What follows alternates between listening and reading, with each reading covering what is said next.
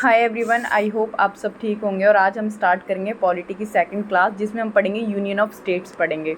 इससे फर्स्ट वाली क्लास में हमने देखा था संविधान सभा का गठन किस तरीके से हुआ था और उसके अंदर मतलब क्या क्या प्रोसेस था, ये सारा हमने कल डिस्कस किया था।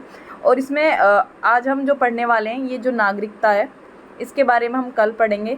और आज हम पढ़ रहे हैं भाग 1। क्या पढ़ रहे हैं? भाग 1 यानी कि पार्ट फर्स्ट आर्टिकल 1 से 4 तक, यानी कि 1 to 4 दे रखे हैं।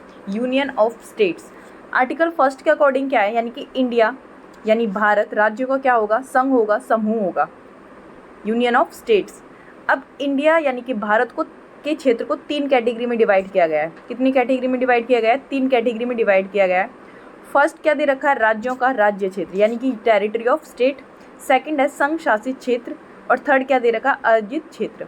अर्जित क्षेत्र का मतलब होता है कि जो इंडियन गवर्नमेंट है वो किसी भी टाइम पे जो क्षेत्र है उसको अपने अंडर में क्या कर सकती है? ले सकती है, यानी कि कोई जिन्हें किसी भी टाइम पे अपने अंडर यानी कि अधिग्रहित कर सकती है।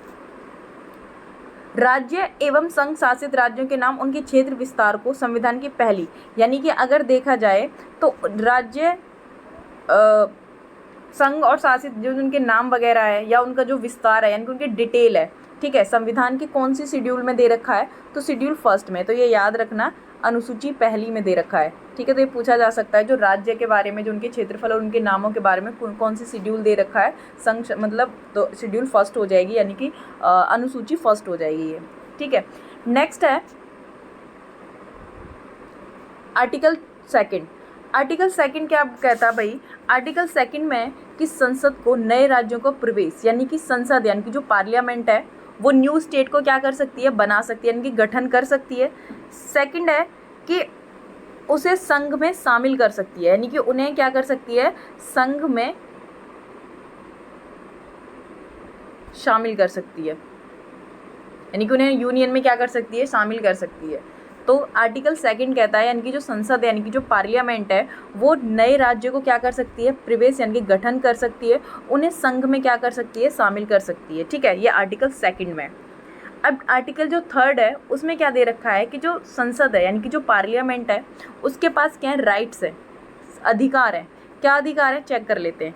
फर्स्ट है कि जो पार्लियामेंट है उसके पास जो पहला अधिकार है, फर्स्ट है कि वो किसी भी स्टेट को डिवाइड करके उसे एक नया स्टेट बना सकती है, यानी कि किसी भी राज्य को विभाजन करके एक नया राज्य बना सकती है। दूसरा पॉइंट है 2 या 2 से अधिक राज्यों को मिलाकर एक राज्य, यानी कि 2 या 2 से अधिक स्टेट को मिलाकर एक राज्य बना सकती है। तीसरा क्या है कि राज्य के क्षेत्र यानी कि जो एरिया है उसको इंक्रीज यानी कि बढ़ा सकती है और राज्य के क्षेत्र को घटा सकती है, यानी कि डिक्रीज भी कर सकती है। नेक्स्ट है कि राज्य की सीमा यानी कि बाउंड्री में भी क्या कर सकती है? परिवर्तन कर सकती है, यानी कि किसी स्टेट की बाउंड्री को कम कर दिया, किसी स्टेट की बाउंड्री को क्या कर दिया?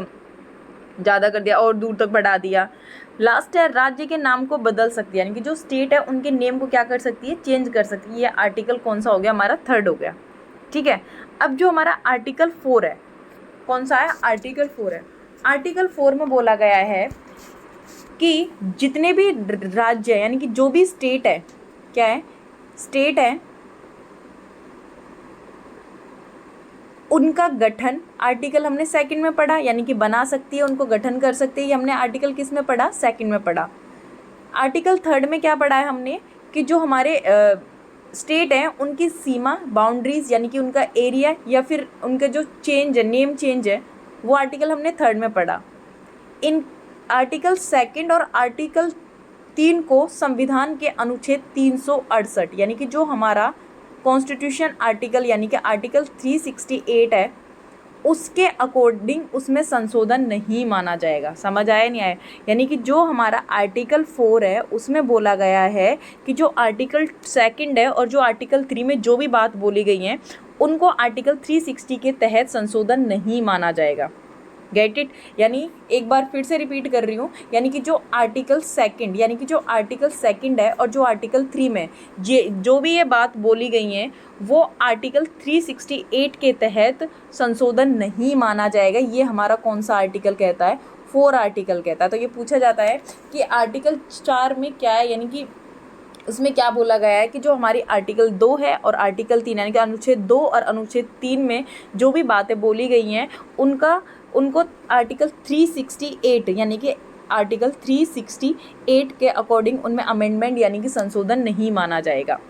ठीक है, तो इसमें ये है यानी कि इस तरह का जो भी कानून है एक नॉर्मल और या फिर एक सिंपली जरिए से क्या कर सकते हैं, इसे पारित कर सकते हैं। ठीक है, यानी कि सिंपली उससे मेजोरिटी से या फिर एक सामान्य नॉर्मली, ठीक है, तो पारित कर सकते हैं। तो ये आर्टिकल 4 में बोला गया है। तो क्या संसद को मतलब कि जो पार्लियामेंट है इसको ये भी राइट्स है कि वो किसी भी क्षेत्र को समाप्त कर सकती है। ये आर्टिकल 3 में बोला गया है ना। अगर हम भारतीय क्षेत्र को किसी अन्य देश को दे दें, यानी कि मान लो हमारा भारत का कोई एक हिस्सा है, ठीक है, और हम उसे किसी अन्य देश को दे दें, तो उसमें क्या बोला गया है कि तब हमारा ये जो क्वेश्चन है ये सुप्रीम कोर्ट तक जाएगा। किस में जाएगा?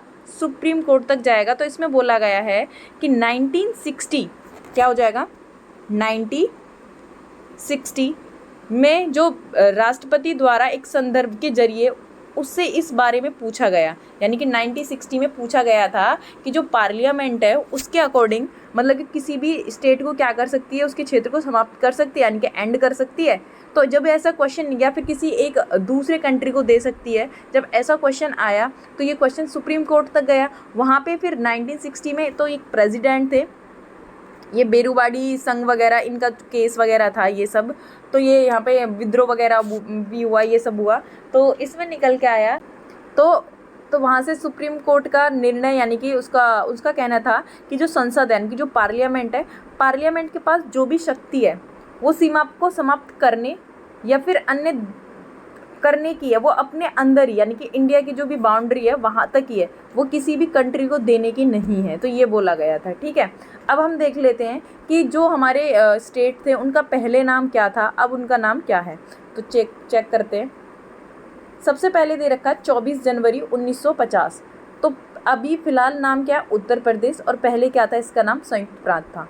नेक्स्ट है 1 नवंबर 1956। अभी फ़िलहाल नाम क्या है इसका? केरल है। और पहले क्या था? त्रावणकोर। सिमिलरली पहले नाम क्या था? मद्रास था। और अभी क्या है? तमिलनाडु है। त्रावणकोर का पूछा जाता है कई बार। ठीक है, मैसूर है। फिलहाल क्या मैसूर को क्या बोलते हैं? कर्नाटक। क्या? कर्नाटक। सिमिलरली मिनीकॉय ये लक्षद्वीप हो जाएगा। उत्तरांचल का उत्तराखंड हो जाएगा। पांडिचेरी का पुदुचेरी हो जाएगा। और उड़ीसा का क्या हो जाएगा? ओडिशा हो जाएगा। ठीक है, सो आई होप आपको भाग 1 समझ में आया होगा, पार्ट 1 समझ आया होगा, जिसमें हमने 1 से 4 तक आर्टिकल्स पढ़े थे। ठीक है, सो वीडियो अच्छी लगे तो लाइक शेयर और सब्सक्राइब जरूर करना। So thank you so much.